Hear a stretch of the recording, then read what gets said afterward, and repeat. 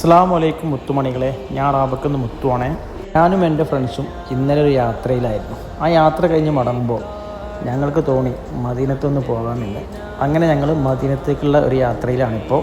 എൻ്റെ കൂടെ സിദ്ദീഖ് ഉണ്ട്, റിയാസ്, നിയാസ്, അസ്വർ.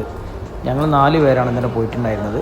അൽഹംദുലില്ലാഹ് ഞങ്ങൾ 3 മണിക്ക് മദീനത്തെത്തി. അതിനുശേഷം ഞങ്ങൾ ളുഹ്ർ നമസ്കരിച്ചു. യാത്ര ആയതുകൊണ്ട് നമസ്കരിച്ചിട്ടുണ്ടായിരുന്നില്ല. അതിനുശേഷം ഖുർആനൊക്കെ ഓതി കുറേ നേരം പ്രാർത്ഥിച്ച് അവിടെ ഇരുന്നു. അപ്പോൾ തന്നെ അസർ ബാങ്ക് കൊടുത്ത ശേഷം നമസ്കരിച്ച ശേഷം ഞങ്ങൾ പുറത്തിറങ്ങിയിട്ട് സിയാറത്ത് ചെയ്യാൻ വേണ്ടി പോവുകയാണ്. നമുക്ക് മദീനത്ത് എത്തിയിട്ട് കണ്ണിന് കുളിർമുള്ളൊരു സമയമാണിത്. നമ്മൾ ആ പച്ചക്കുമ്പ് ഇങ്ങനെ നോക്കി നിന്നിട്ട് നമ്മളെ വിഷമങ്ങളൊക്കെ ഇങ്ങനെ പറയുമ്പോൾ നമുക്കൊരു പ്രത്യേക അനുഭൂതിയാണ്, പ്രത്യേക സുഖം, മനസ്സമാധാനം കിട്ടുന്നൊരു സ്ഥലമാണിത്. കുറേ നേരം നോക്കിയിരുന്നിട്ടുണ്ട് ഞാൻ.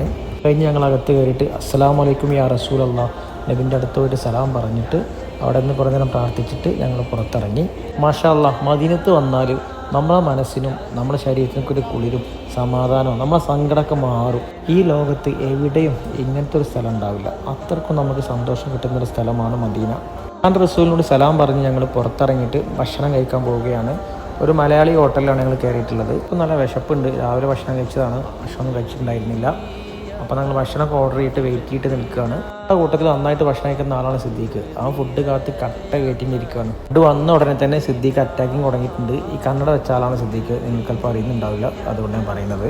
ഫുഡ് മാഷാ അല്ലാഹ് നല്ല അടിപൊളിയാണ്, നല്ല ടേസ്റ്റ് ഉണ്ട്, ഒന്നും പറയാനില്ല, വേറെ ലെവല് സാധനം. ഭക്ഷണം കഴിച്ച് റാബക്കിലോട്ട് തിരിച്ചു പോവുകയാണ്. ഏകദേശം ഒരു 5:45-6 മണിയായിട്ടുണ്ട്.